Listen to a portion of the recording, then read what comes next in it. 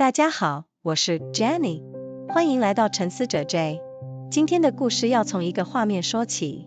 2022年9月23日，伦敦O2体育馆，一个41岁的男人站在球场上，他刚刚打完了职业生涯最后一场双打，他的眼眶红了，他的搭档拉法纳达尔也在哭，连裁判都低下了头，全场观众起立鼓掌，掌声长达10几分钟没有停下来。这个场景被全世界数十亿人看到，无数人在电视机前跟着落泪。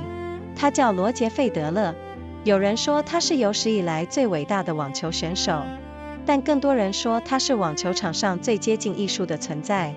今天 Jenny 就要带大家走进这位优雅斗士的一生，看看一个普通的瑞士男孩是怎么把一项体育竞技升华成一种人生哲学的。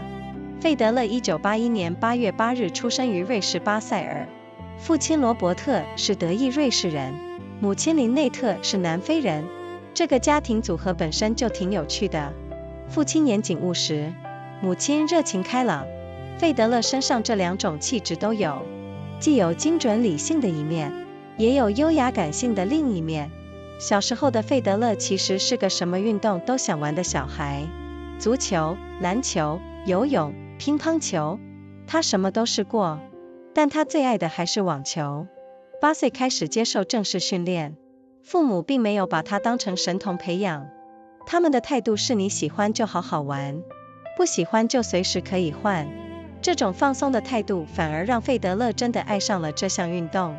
12岁时，他被选入巴塞尔的地区网球中心，教练们一眼就看出这个孩子的天赋不一般，他的手感特别细腻，移动脚步特别优雅，球拍挥出去的弧线特别漂亮。但少年费德勒有一个大毛病，他的情绪管理非常差，打输了会摔球拍，判决不公就发火，在球场上常常哭鼻子。这个后来被全世界称为最优雅球员的人，年轻时其实是个火爆脾气的小子，教练们既欣赏他的天赋，又为他的脾气头疼。有人说，如果费德勒的情绪不改善，他的天赋就是一把双刃剑。这个预言后来也确实发生了一段时间。14岁，费德勒做了一个改变命运的决定，他离开家乡去了法语区的艾科布朗特训练中心，这是瑞士国家网球训练中心。他必须离开父母独立生活。刚到那里，费德勒非常想家，他每天打电话给妈妈哭诉，说这里的训练太辛苦了，说他想回家。妈妈林内特每次都只说一句话，那就是你决定的事情你自己想清楚。这句话让费德勒学会了一件很重要的事，那就是为自己的选择负责。没有人可以替你做决定，更没有人可以替你承担后果。在训练中心，他遇到了改变他一生的人，老教练皮耶帕加尼尼。这个意大利一体能教练做的第一件事，不是教费德勒打球技术，而是让他停下来观察自己。帕加尼尼对费德勒说，你有天赋，但天赋只是入场券，真正的问题是你的心，你的心还没有准备好。帕加尼尼成为了费德勒在体能训练上的长期伙伴，他陪伴费德勒走过了整整20多年的职业生涯。而费德勒那个出名的优雅身法，那种在球场上如行云流水的移动，就是帕加尼尼花了几十年时间打磨出来的。帕加尼尼说，费德勒最特别的地方，不是力量，不是速度，而是协调性。他的身体各个部位之间有一种天然的沟通，这让他能做到别人做不到的动作，而且看起来毫不费力。费德勒17岁正式踏入职业网坛。1998年，他赢得了温布顿青少年组的冠军，世界排名迅速上升。但在最开始的几年，费德勒的职业生涯其实走得并不顺利。他输过很多让他难以接受的比赛，也输过一些他明明应该赢的对手。其中最让他刻骨铭心的一场，是2001年温布顿4强，对阵的是当时的球王皮特桑普拉斯。费德勒赢了那场比赛，那也是桑普拉斯职业生涯最后一次在温布顿出赛。费德勒后来说，那场比赛让他第一次感受到，伟大的比赛是有温度的，输赢不只是分数，而是两个人把灵魂都放进去的搏斗。在那场比赛之后，费德勒知道了自己是真的有机会站到最高点的人。2002年，费德勒最亲密的启蒙教练彼得卡特在一场意外中去世，这对费德勒打击极大，他一度怀疑自己还要不要继续打球。他说那段时间他觉得一切都失去了意义，那个教他网球的人走了。但后来费德勒慢慢明白了一件事，就是那段悲伤让他成熟了，让他开始把每一场比赛都视为珍贵的礼物，而不是理所当然的事情。他开始在球场上寻找一种不一样的意义，不只是赢，而是为了某个更深的东西而打。2003年，费德勒第一次赢得温布顿冠军，他21岁。从那一年开始，整个网球世界的故事就几乎变成了一个人的独角戏。从2003年到2007年，费德勒赢了12个大满贯冠军，在温布顿连赢5年，在美国公开赛连赢5年，在澳大利亚公开赛也屡屡封王。那几年的费德勒让人觉得他就像不属于这个普通世界的存在。他的正手球被称为有史以来最完美的击球技术，他的反手也几乎无懈可击。他的移动让人觉得他在球场上是飘着的，不是跑着的。体育评论员约翰·麦肯罗说过一句很有名的话，他说费德勒可能是有史以来最伟大的球员，而麦肯罗本人就是公认史上最有天赋的球员之一。能让他说出这样的话，可见费德勒的水准高到了什么程度。但费德勒的伟大从来不止在赢球这件事上，更在他赢球的方式。他打球有一种别人没有的美感。当费德勒的球拍挥出去的时候，那个动作是流畅的，是优雅的，好像完全没有费力一样。但那颗球却以惊人的速度和旋转飞过球网。有人说看费德勒打球就像看芭蕾舞，有人说像看书法大师挥毫。连费德勒最大的对手纳达尔也说，费德勒是他见过打球最漂亮的球员。费德勒自己怎么看待这件事呢？他说他不喜欢打所谓的暴力网球，他更喜欢用技术和智慧来解决问题。他觉得网球应该是聪明人的游戏，不是谁力气更大谁就赢的游戏。这种对优雅的执念，让费德勒在网球历史上占据了一个完全独特的位置。即使他的大满贯数字后来被人超越，但没有人能复制他那种打法带给人的感受。费德勒的职业生涯有2个最重要的对手，一个是拉法纳达尔，一个是诺瓦克乔科维奇。这3个人组成了网球史上最著名的三角关系，球迷叫他们大三旬。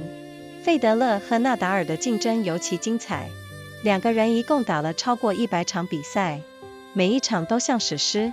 其中最著名的是2008年温布顿决赛，那是一场长达将近5个小时的战役，被很多人称为史上最伟大的网球比赛。费德勒最后输了那场比赛，但赛后2个人相拥而泣。纳达尔在费德勒耳边说的那句话至今没有人知道内容，但看到那个画面的人都说，那是体育史上最动人的时刻之一。费德勒和纳达尔的关系很特别，在球场上他们拼尽全力互相击败对方，在球场外他们却是真心的朋友。费德勒说纳达尔让他成为更好的自己，如果没有纳达尔，他不知道自己会不会有动力打得那么久那么认真。因为有一个比你更强的人存在，你才有理由继续让自己变得更强。费德勒输给纳达尔的那些比赛，每一场都让他成长。他学会了接受失败不是终点，失败只是在告诉你你还可以更好。这种心态是费德勒能打到40几岁的秘密之一。2009年，费德勒在法国公开赛封王，那是他职业生涯中最难拿的一个冠军，因为那个球场的地面是红土，而红土是纳达尔的主场。那一年，费德勒终于集齐了职业大满贯的全套，4大赛事全部都赢过了。他在领奖台上说了一段让所有人落泪的话，他说我现在太幸福了，我真的非常爱这项运动。费德勒有一个特点让球迷特别喜欢他，那就是他特别真诚，他从不掩饰自己的情绪。赢球了他会喜极而泣，输球了他也会在镜头前流下眼泪。他说眼泪不是软弱的表现，眼泪是你有多在乎的证明。很多顶尖运动员会在公众面前筑起一道墙，不让人看见自己脆弱的一面。费德勒不这样，他让人看见他的完整。这也是为什么那么多人爱他，不只是球迷，连那些对网球一无所知的人，见到费德勒在球场上哭泣的画面，也会被打动。进入2010年代，费德勒开始面临真正的考验，那就是衰老这件事本身。伤病开始一个接一个的找上他，膝盖、背部、脚踝，每一个都是大问题。他开始输掉一些他以前绝对不会输的比赛，世界排名下滑，很多人开始说费德勒老了，说他的时代已经结束了。但费德勒没有就此倒下。2017年他35岁，这个年纪在职业网球界已经算是老将中的老将。那一年他做了一件让整个网球世界跌破眼镜的事，他在澳大利亚公开赛决赛打败了纳达尔，拿下了自己的第18个大满贯冠军。35岁拿下大满贯，这在网球史上几乎是前所未有的。之后他又在温布顿再度封王，排名重回世界第一。费德勒的这次复出让全世界叹为观止，他用实际行动告诉所有人，年龄只是一个数字，心还年轻的时候什么都有可能，但岁月的重量是真实的，任何人都逃不掉。2016年费德勒因为膝盖手术休息了整整半年，2020年他又动了第2次膝盖手术，新冠疫情期间他做了第3次手术，每一次手术之后都是漫长的复健过程。费德勒说那几段时间让他学到了一个重要的课题，那就是接受自己的身体，不要和他对抗，要和他合作。他说他年轻的时候把身体当成一部机器，觉得只要努力训练身体就会照着你的意思运作，但年纪大了才真正懂得，身体是有记忆的。他记住了每一次的伤，每一次的疲劳，每一次没有好好恢复的训练。你必须更聪明地和他相处。费德勒在复健期间做了很多平时没有时间做的事，其中最重要的就是陪孩子。他有4个孩子，2对双胞胎，女儿米拉和夏琳，儿子雷欧和连诺克斯。费德勒说那段时间他第一次真正懂得当一个父亲是什么感觉。他说网球场上的胜利是美好的，但看着孩子睡着的脸是完全不同的幸福，是一种不需要任何理由就值得存在的幸福。费德勒的妻子米尔卡·费德勒是这个故事里非常重要的人物。米尔卡原本也是一位职业网球选手，他自己打出了相当好的排名，但在2002年因为脚伤被迫提早退役。费德勒和米尔卡是在2000年雪梨奥运的选手村认识的，那时费德勒18岁，米尔卡20岁。费德勒说他当时就觉得这个女孩不一样，有一种让他想靠近的磁场。2个人从朋友到恋人走了好几年的时间。2009年结婚，米尔卡放弃了自己的事业，成为费德勒背后最重要的支柱。费德勒每次赢得重要胜利之后，第一个反应永远是在观众席上找米尔卡，那个眼神不需要语言，所有人都看得懂那是什么。费德勒说米尔卡让他懂得了什么是真正的爱，是那种你在最低谷的时候还站在你身边的人，不是因为你是冠军才爱你，而是因为你就是你。费德勒也说过一句很让人印象深刻的话，他说如果没有米尔卡，他不知道自己能不能走到今天这一步。这句话不是场面话，是他说的最真实的一句。费德勒的人生有很多面向，他不只是一个网球运动员，他还是一个认真的慈善家。2003年他成立了费德勒基金会，主要在非洲和南亚资助儿童教育。截至目前，基金会已经帮助了超过180万名儿童。费德勒去非洲探访受助儿童的那些影片让很多人感动。你看到的不是一个大明星在做公关活动，而是一个真心在乎这些孩子的人。在那些孩子身边，他不是费德勒大师，他只是一个拿着球拍逗孩子开心的大人。费德勒说他做慈善不是因为义务感，也不是为了形象管理，而是因为他知道自己有多幸运。他说，我有一个让我追梦的童年，有一个让我创造奇迹的身体，有一个让我每天有力量继续的妻子。我想把这种幸运的感觉分给更多人。费德勒对自己的成就有一种很特别的态度。他的20个大满贯纪录后来先后被纳达尔和乔科维奇超越了。很多人问费德勒这件事让他感觉怎么样，费德勒每次的回答都让提问的人有点愣住。他说，这些数字只是历史留下来的脚印，真正的伟大不在于你赢了几个冠军，而在于你怎么对待你的竞技，你怎么对待你的对手，你怎么对待你自己。费德勒说，他从来没有把自己定义为一个冠军，他把自己定义为一个爱打网球的人。这个定义让他自由，因为冠军可以被超越，但爱是超越不了的。这种对自己身份的理解，让费德勒在竞争最激烈的环境中保持了一种别人没有的从容。他输球的时候不崩溃，他赢球的时候不自大，因为他知道那个定义他的东西不在奖杯里面。费德勒身上有一种很难用语言描述的东西，那就是他的优雅不只是外在的。很多球员打球很漂亮，但只有费德勒让人觉得他整个人都是优雅的。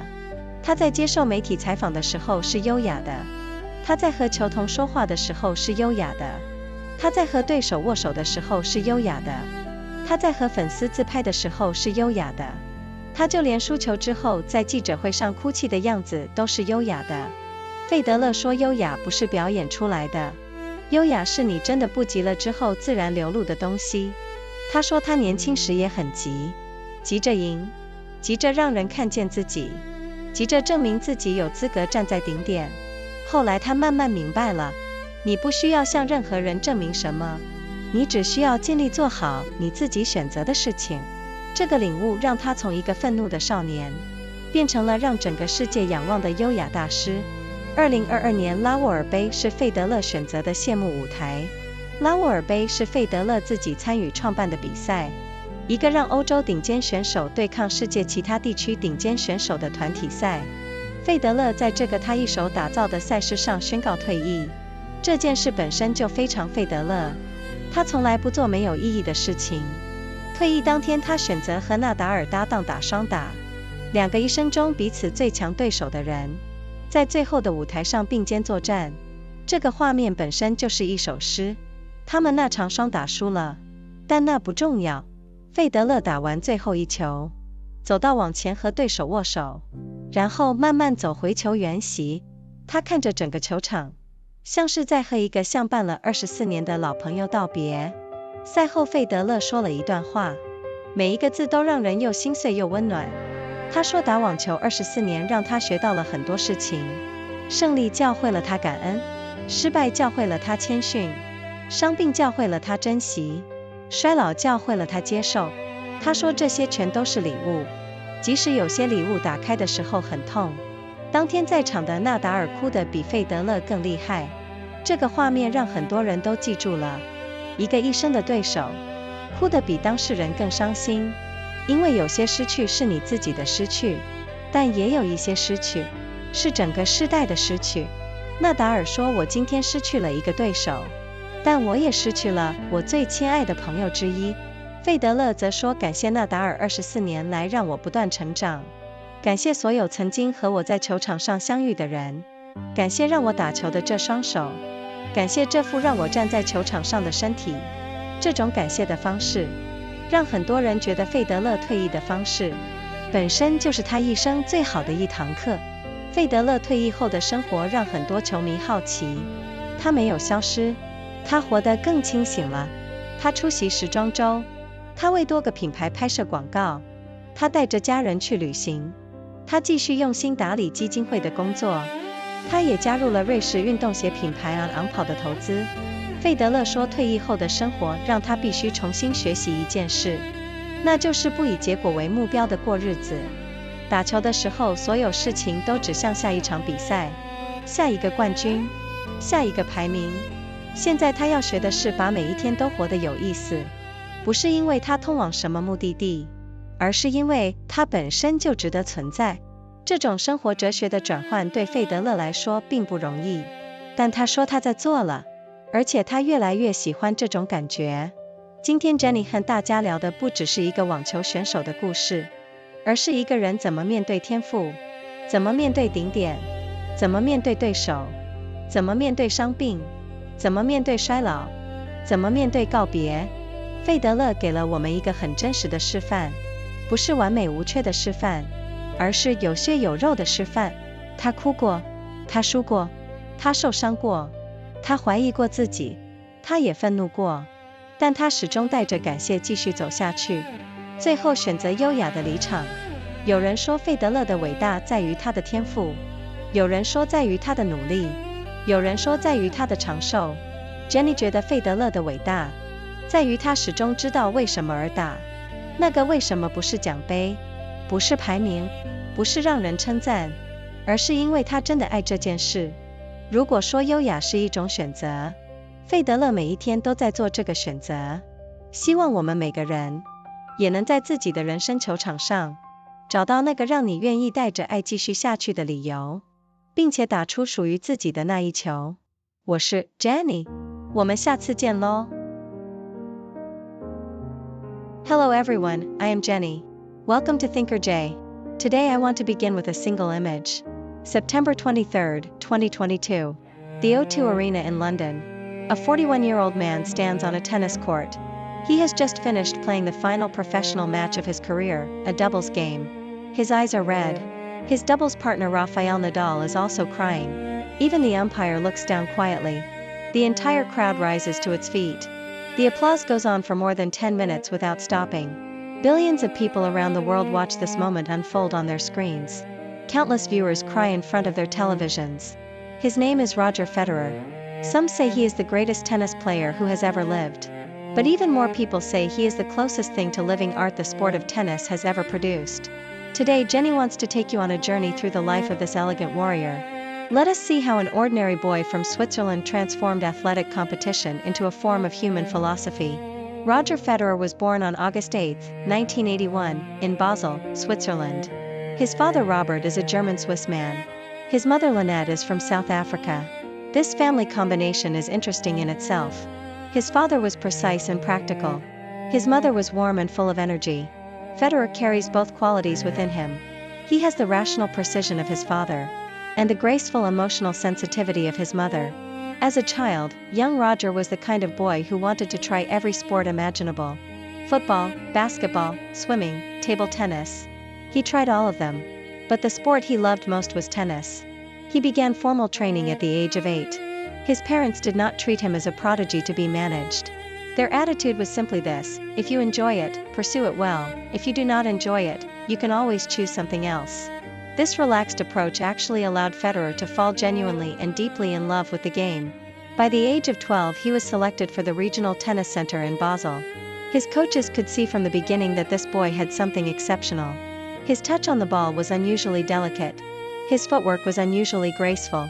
The arc of his racket swing was unusually beautiful. But the young Federer had one serious problem. His emotional control was poor. When he lost a point he would throw his racket in frustration. When he felt a line call was unfair he would express his anger openly. On the court he was known to cry during matches. This person who would one day be universally called the most elegant player in the world was, as a teenager, a volatile and emotional young man. His coaches both admired his talent and worried about his temperament. Some said that if Federer did not learn to manage his emotions, his talent would become a double-edged sword cutting against himself. That prediction turned out to be true for a while. At 14, Federer made a decision that would change the direction of his life. He left his hometown and moved to the Swiss National Tennis Training Center in Koblenz, in the French-speaking part of Switzerland. This meant leaving his parents and learning to live independently for the first time. When he first arrived, Federer was deeply homesick. He called his mother Lynette every day in tears. He told her the training was too hard. He told her he wanted to come back home. His mother gave him the same answer every single time. She said, "You made this choice yourself, so think carefully about what you truly want." Those words taught Federer something he never forgot. They taught him to take real responsibility for his own decisions. No one can make choices for you, and no one can carry the consequences for you either. At the training center he met someone who would fundamentally shape the rest of his life. The coach Pier Paganini. This Italian-Swiss physical conditioning specialist did something unexpected when he first began working with Federer. He did not teach him a new stroke or change his grip. He asked Federer to stop and observe himself carefully. Paganini told him, "You have talent. But talent is only your entry ticket into this world. The real question is about your heart. And your heart is not ready yet." Paganini became the long-term physical conditioning coach who traveled with Federer across his entire professional career. He stayed by his side for more than 2 decades. That famous elegant footwork, that way of moving around the court as though flowing like water over smooth stones, was something Paganini spent years and years carefully developing. Paganini said the most special thing about Federer was not his strength and not his speed. It was his coordination. The different parts of his body communicated with each other in a way that was almost a form of natural genius. This allowed him to execute movements that other players simply could not produce. And he made them look completely effortless while doing so. Federer turned professional at 17. In 1998 he won the Wimbledon Junior Championship. His world ranking rose quickly. But in those first few years the path was not entirely smooth. He lost matches that were painful and difficult to accept. He also lost to players he believed he should have beaten. The most memorable of those early experiences was actually a victory. In the 2001 Wimbledon quarterfinals he faced Pete Sampras, the reigning world number 1. Federer won that match. It turned out to be the final time Sampras ever played at Wimbledon. Federer later said that match gave him his first genuine sense of what a truly great tennis match feels like from the inside. He said it was not really about the score. It was about 2 people placing their entire souls into a single contest. After that match Federer understood for the first time that he genuinely had the potential to reach the highest level of the sport. Then in 2002 Federer experienced one of the most devastating personal blows of his life. His coach and close friend Peter Carter died in a tragic accident. The loss was enormous. Federer questioned whether he still wanted to continue playing. He said during that period everything seemed to lose its meaning. The man who had first taught him to love this sport was gone. But gradually Federer found his way through the grief. He said that period of mourning was what truly made him grow up. It taught him to treat every single match as a precious gift rather than something to expect automatically. He began searching for a different kind of meaning on the court. Not just to win, but to play for something that went deeper than winning alone. In 2003 Federer won Wimbledon for the first time. He was 21 years old. From that year onward the story of professional tennis became, for several years, essentially a one-man show. Between 2003 and 2007 Federer won 12 Grand Slam titles. He won Wimbledon 5 consecutive times. He won the US Open 5 consecutive times. He repeatedly dominated the Australian Open as well. During those years Federer appeared to belong to an entirely different category of existence from his competitors.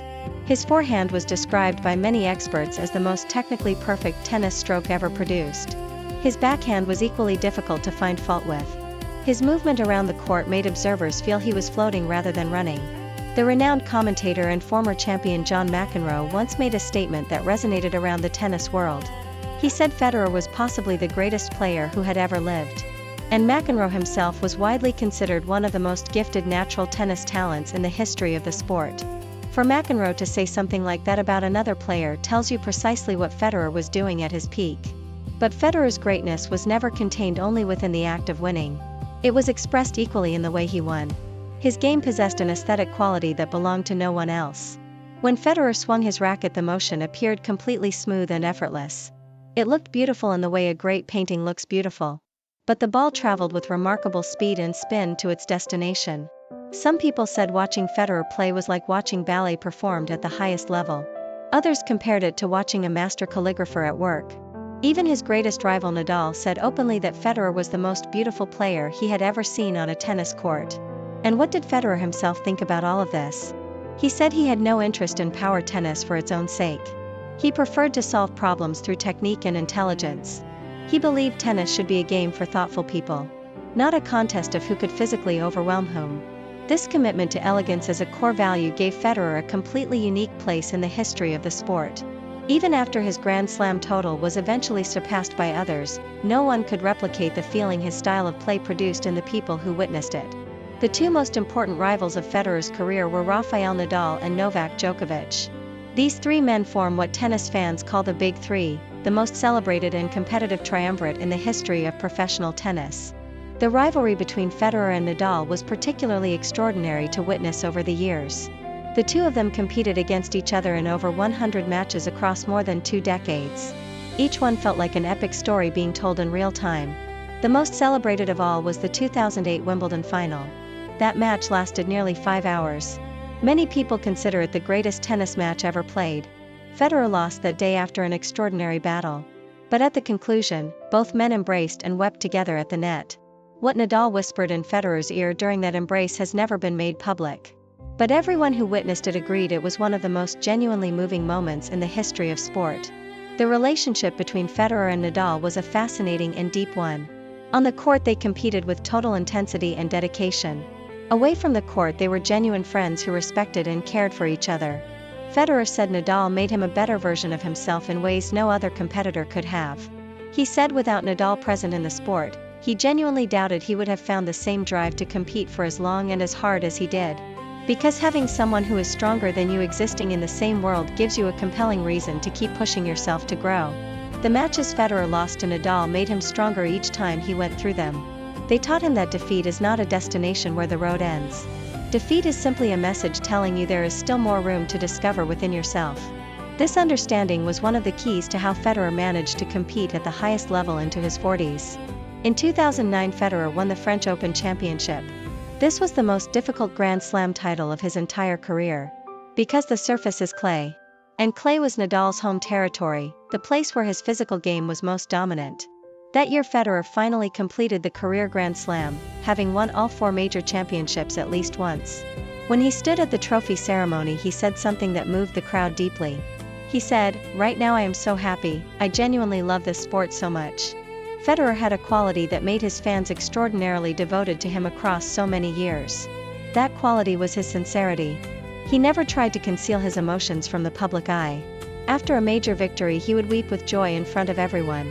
After a painful defeat he would allow himself to cry at the post-match press conference. He said tears are not a sign of weakness. Tears are proof of how much you genuinely care about something. Many great athletes build protective walls around themselves in public settings. They prefer not to be seen as vulnerable. Federer did not do this. He allowed people to see him as a complete human being. This was a significant reason why so many people loved him with such lasting devotion. Not only dedicated tennis fans. Even people who knew nothing about the sport would see Federer crying on the court and feel something genuine stir in their own hearts. As the second decade of his career arrived Federer began facing his most profound challenge. That challenge was the simple and unavoidable reality of aging. Injuries started finding him with increasing frequency. His knee, his back, his ankle, one after another. He began losing matches he would have won with ease a decade earlier. His ranking declined. Commentators started saying that Federer was finished. That his era had ended and it was time to accept the fact. But Federer did not collapse under the weight of those judgments. In 2017 he was 35 years old. In professional tennis that age places you firmly in the category of veteran among veterans. That year he did something that left the entire tennis world genuinely speechless. He won the Australian Open final against Nadal and claimed his 18th Grand Slam title. 35 years old, Grand Slam champion. It was an achievement without any real modern precedent in the sport. He then won Wimbledon again and returned to the world #1 ranking. This comeback left observers around the world in a state of genuine awe. He was demonstrating in the clearest possible terms that age is simply a number written on a calendar. When the spirit remains young and the love for what you do remains alive, extraordinary things remain possible. But the weight of years is a real thing. No one escapes it forever. In 2016 Federer underwent knee surgery and stepped away from competition for 6 full months. In 2020 he had a second knee operation. During the pandemic period he went through a 3rd surgical procedure. After each operation came a long and difficult rehabilitation process that tested his patience and his faith in himself. Federer said those recovery periods taught him something essential that he could not have learned any other way. They taught him to accept his body rather than fight against it. To work with it rather than make constant demands on it. He said when he was younger he treated his body like a machine. He believed that if you put enough hard training in, the body would always deliver the results you needed. But as the years passed he came to understand something much deeper. He said the body has memory. It remembers every injury it has ever sustained. It remembers every moment of exhaustion that was not properly recovered from. You have to become smarter and more patient about how you inhabit your body over the long arc of a career. During the rehabilitation periods, Federer did many things he had never had the time or space to do before. The most important of these was spending genuine time with his children. He has 4 children, 2 sets of twins. His twin daughters are named Mila and Charlene. His twin sons are named Leo and Lenny. Federer said those periods of forced rest gave him something unexpected and precious. They gave him his first real experience of what it truly means to be present as a father. He said the joy of winning on a tennis court is real and it is wonderful. But watching your children fall asleep is a completely different category of happiness. It is a happiness that needs no justification or achievement to earn it. It simply exists. The person who made all of this possible in the deepest sense was Federer's wife Mirka Federer. She is an enormously important figure in this story. Mirka, whose full name is Miroslava, was herself a professional tennis player of real ability. She reached a world ranking in the top 100. But in 2002 she was forced to retire due to a persistent foot injury that would not heal. Federer and Mirka first met in the athletes' village at the 2000 Sydney Olympics. Federer was 18 years old. Mirka was 20. Federer later said he knew from that first encounter that this woman was different from anyone he had met before. She had a quality that made him want to be near her. They moved slowly from friendship into love over several years. They married in 2009. Mirka set aside her own career and her own ambitions to become the steady foundation of Federer's life and work.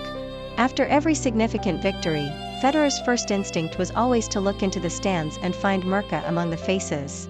The look that passed between them at those moments needed no words to communicate what it contained. He said Mirka showed him what genuine love actually means in practice. He said it is the kind of love where someone remains standing beside you when you are at your lowest point. Not because you are a champion. Not because you have something to offer. But simply because you are you. Federer also said something once that many people found deeply honest. He said that without Mirka, he genuinely did not know whether he would have managed to reach where he arrived. This was not a polite thing to say at a public ceremony. It was the truest thing he knew how to say. Federer's life has many dimensions that go well beyond the tennis court. He is also a committed and serious philanthropist. In 2003 he established the Roger Federer Foundation. The foundation focuses on funding education for children in Africa and South Asia. To this point the foundation has reached more than 1.8 million children with its programs. Videos of Federer visiting the communities his foundation supports have genuinely moved many people around the world. What you see in those videos is not a celebrity conducting a public relations exercise. What you see is a person who actually cares about what he is looking at. When he is among those children he is not presented as Federer the champion. He is simply an adult with a tennis racket, making children laugh and feel seen and welcome. Federer said he pursues this work not out of any sense of obligation or for the sake of his image. He does it because he understands how extraordinarily fortunate he has been in his life. He said he was given a childhood where his parents encouraged him to pursue what he loved. He was given a body that allowed him to do things that seemed impossible. He was given a partner who gave him the strength to keep going through the most difficult times. He said he wants to pass some of that kind of fortune forward to people who were not born into the same circumstances. When we talk about Federer we cannot avoid one of the most captivating subjects in the story of modern tennis. That subject is the specific nature of the relationship between Federer and Nadal. On the surface they were the most intense of rivals, two people competing to occupy the same place at the top of the sport. In reality they were also genuine friends who had a deep mutual respect and affection for each other. Federer said Nadal made him a better version of himself in ways no other competitor could have done. He said without Nadal present in the sport, he genuinely doubted he would have found the same drive to compete for as long and with as much dedication as he did. Because having someone who is stronger than you existing in the same world gives you a compelling reason to keep growing. On the day Federer retired, Nadal spoke about it and what he said brought many people watching to tears. He said, "Today I have lost a rival, but I have also lost one of my most beloved friends. Two people who fought each other with everything they had on the court, who were also each other's deepest supporters beyond it. That relationship in itself is one of the most beautiful stories the sport has ever produced." The 2022 Laver Cup was Federer's farewell stage. The Laver Cup is a tournament Federer himself helped bring into existence. It is a team competition where a European squad plays against a team of the best players from the rest of the world. Federer chose to retire at this event that he had helped create. That choice was entirely characteristic of who he is. He never did significant things without a reason and a meaning behind them. On his retirement day he chose Nadal as his doubles partner. Two lifelong rivals who had spent 2 decades trying to defeat each other. Standing side by side on the same court for the final time, fighting together. That image alone was worth 1,000 words. They lost that doubles match. But that was not the point of the evening. Federer played his final ball. He walked to the net and shook hands with his opponents. Then he walked slowly back to his bench and sat down. He looked out at the court for a long moment. It looked like a person saying goodbye to an old and deeply loved companion. After the match Federer spoke, and every word he said both broke something in the listener and warmed it at the same time. He said that 24 years of professional tennis had taught him many things he could not have learned any other way. Victory taught him gratitude. Defeat taught him humility. Injury taught him to value what he had while he still had it. Aging taught him to accept things as they are. He said all of these experiences were gifts. Even the ones that caused real pain when you first received them. Nadal, standing nearby on that same evening, cried harder than Federer did. This image struck many observers as deeply meaningful. A lifelong rival weeping more openly than the person who was actually saying goodbye. Because some losses belong to you alone. But other losses belong to an entire generation at once. Nadal said he had lost a rival that day. But he had also lost one of the people most dear to him. And Federer offered his thanks to Nadal for 24 years of pushing him to keep growing. He thanked everyone who had ever stood across the net from him. He thanked his hands for letting him play. He thanked his body for holding him up long enough to do all of this. The way Federer chose to give thanks as he departed became, in itself, his final and perhaps most lasting lesson to all who were watching. People were naturally curious about what Federer's life would look like after he walked away from competition. He did not vanish. He did not become bitter or restless. He emerged with what seemed like greater clarity and presence than ever before. He attended fashion weeks and was welcomed as someone genuinely embedded in the culture of design and style. He appeared in campaigns for notable brands. He traveled with his family without the constant forward pressure of the next tournament. He continued guiding the work of his foundation with genuine engagement. He also became an investor in the Swiss performance footwear company On. Federer said that life after retiring required him to genuinely relearn one important thing. He said he needed to learn how to live without results as the destination of every effort. When you are competing at the highest level, everything points forward. Every day points toward the next match. Every decision points toward the next title. Now he needed to learn to make each individual day meaningful and worth inhabiting. Not because it leads somewhere specific, but because the day itself has worth. He said this shift in how he thought about time and purpose was not easy to make. But he said he was doing it. And the feeling of living this way was something he was coming to genuinely love. Federer's record of 20 Grand Slam titles has since been surpassed by both Nadal and Djokovic. Some people use this fact to argue that he was not truly the greatest of all time. And what does Federer himself say when people ask him about this? He says those numbers are the footprints that history leaves behind. They tell you something about the past. But they do not tell you everything about greatness. True greatness, he says, is not measured by how many trophies you hold at the end of a career. It is measured by how you treated your craft when no one was watching. How you treated your rivals when the cameras were pointed at you. How you treated yourself when things were not going as you hoped. Federer says he never defined himself as a champion. He defined himself as someone who loves to play tennis. That definition gave him a kind of freedom that titles and rankings never could. Because champions can be surpassed by the next generation. But love for what you do cannot be surpassed or taken away. This particular way of understanding his own identity was one of the things that let Federer maintain his quality and his composure even in the most intense competitive environments. He did not collapse when he lost.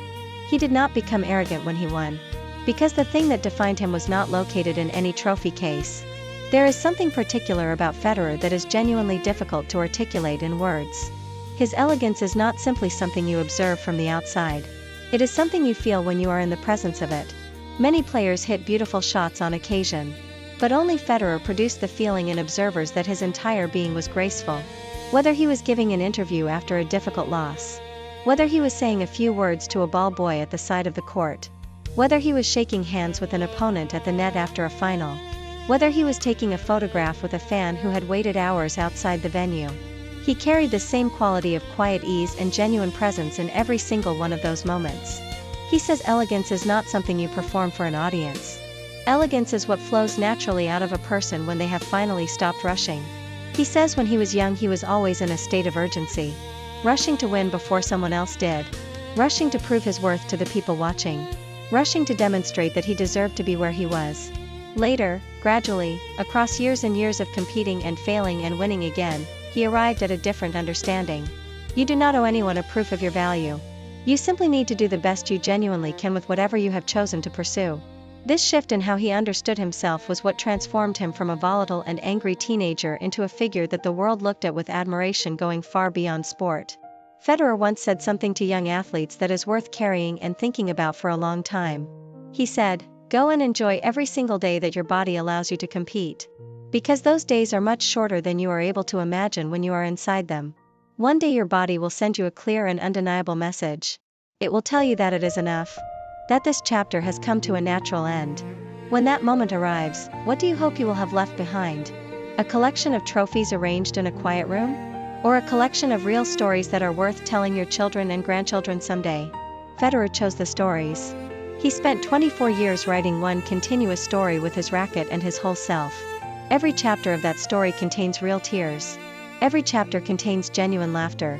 Every chapter contains the particular quality of a person who never stopped trying and who also knew, when the right moment came, how to let go with grace.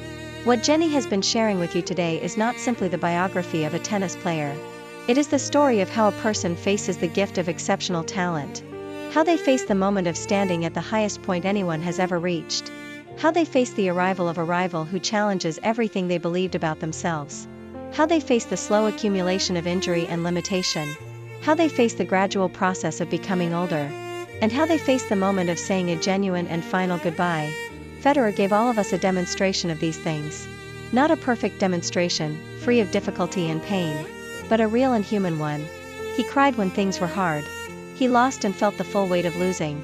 He was injured and had to sit in rehabilitation rooms for months instead of playing the sport he loved. He doubted himself in the quiet moments when doubts come most easily. He felt anger and frustration and grief across the long years. But he kept moving forward, and he kept doing it with a spirit of gratitude for the life he had been given.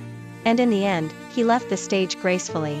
If elegance is a daily choice, then Federer made that choice again and again across more than 2 decades of competing at the highest level. What makes Federer particularly interesting as a subject of study for anyone thinking about excellence and achievement is the way his career traced a complete arc. He was not someone who arrived fully formed. He was not someone who peaked early and then spent years in slow decline. He was someone who grew through very distinct phases. There was the raw talent phase, where the gift was visible but the discipline and emotional maturity were not yet in place. There was the dominance phase, where everything came together and he seemed to exist beyond the reach of ordinary competition. There was the challenged phase, where new rivals and the aging process forced him to adapt and discover new capacities within himself. And finally there was the mature grace phase, where he competed not from a place of proving anything but from a place of genuine love for what he was doing. Each of these phases produced a different and valuable Federer. And the fact that he moved through all of them without losing the essential qualities that made him who he was at his core is itself a remarkable achievement. Many athletes who experience the kind of dominance Federer did in his peak years struggle when that dominance fades. They hold on too long. They become bitter about their diminishment.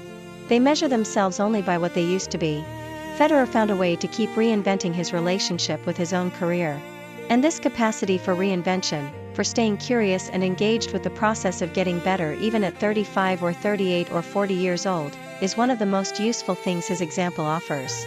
Federer's relationship with his sport evolved over the decades in ways that are worth examining more closely. When he was a teenager, he approached tennis the way most talented young athletes approach their sport. As a proving ground. As a stage where he could demonstrate that he was better than the person across the net. But somewhere across the middle years of his career something shifted. He began to understand that the opponent across the net was not a problem to be defeated. The opponent was actually the reason he could play at all. Without someone to compete against, there is no match. Without a match, there is no occasion to discover something new about yourself. This philosophical shift in how Federer understood competition was one of the more subtle but important transformations of his career. It is why, even in the most intense final moments of a Grand Slam match, you could see something in his face that looked less like aggression and more like gratitude. He was grateful to be there. He was grateful that the person across the net was good enough to bring out the best in him. This quality of gratitude in competition is rare. Most athletes can feel grateful after they have won. Feeling grateful in the middle of the contest itself, toward the very person who is trying to beat you, requires a fundamentally different relationship with what winning and losing actually mean. One more dimension of Federer that is easy to overlook in discussions of his athletic achievement is his relationship with language and communication. Federer speaks 4 languages fluently: German, French, English, and some Italian. This linguistic capacity is itself a reflection of something in his character. It speaks to a genuine interest in connecting with people across different cultural contexts. When Federer gives an interview in any of these languages, you notice that he does not simply translate his thoughts mechanically from one language to another. He seems to find the particular register and tone appropriate to each language. This kind of fluency is not just technical. It reflects an attentiveness to other people and an investment in genuine communication. In a world where many sports champions communicate through heavily managed public relations, Federer stood out as someone who seemed to actually enjoy the act of talking with people. He listened when others spoke. He remembered things that fans had said to him in previous encounters. He treated the people he encountered, from journalists to children at his foundation programs, as though their presence genuinely mattered. This consistency of attention and regard for other people was part of what made him so beloved. And it is a quality that has nothing to do with how fast a serve travels or how precisely a forehand can be directed. It has everything to do with what kind of human being you choose to be when no one is recording your statistics. Federer's relationship with failure is another dimension of his story that deserves careful attention. He lost many important matches across his career. He lost the 2008 Wimbledon final despite leading in the 5th set. He lost multiple French Open finals to Nadal during what should have been his peak years. He went through extended periods where his ranking fell and his results disappointed. But Federer never seemed to treat failure as a judgment on his worth. He treated it as information. Information about what still needed work. Information about where his game or his preparation still had room to improve. This is actually a rare and sophisticated relationship with defeat. Most people, when they fail at something they care deeply about, experience failure as a statement about who they are. Federer seemed to experience failure as a statement about what happened in that particular match on that particular day. That distinction, between failure as identity and failure as event, is one of the most important lessons his career offers to anyone watching. There is also something to be said about how Federer handled the years when other players surpassed him. When Djokovic and Nadal began accumulating Grand Slam titles at a pace that pushed past his own record, Federer did not publicly diminish them. He did not change his narrative to make them seem lesser. He congratulated them genuinely. He spoke about them with admiration. He acknowledged that the game had produced players of extraordinary quality. This kind of graciousness in being surpassed is genuinely unusual among elite competitors. For most people operating at that level of achievement, being overtaken is a wound that takes years to process. Federer processed it with what appeared to be genuine equanimity. Whether this was natural to him or something he had to work at over time, we cannot know from the outside. But the effect it had on how people perceived and remembered him was profound. It allowed his legacy to remain entirely his own rather than being defined by comparison. I hope each of us can find our way, on the particular court that our own life has given us, to discover what makes us want to play with real love and genuine care. And to play at least one shot that is entirely and authentically our own. I am Jenny. See you next time.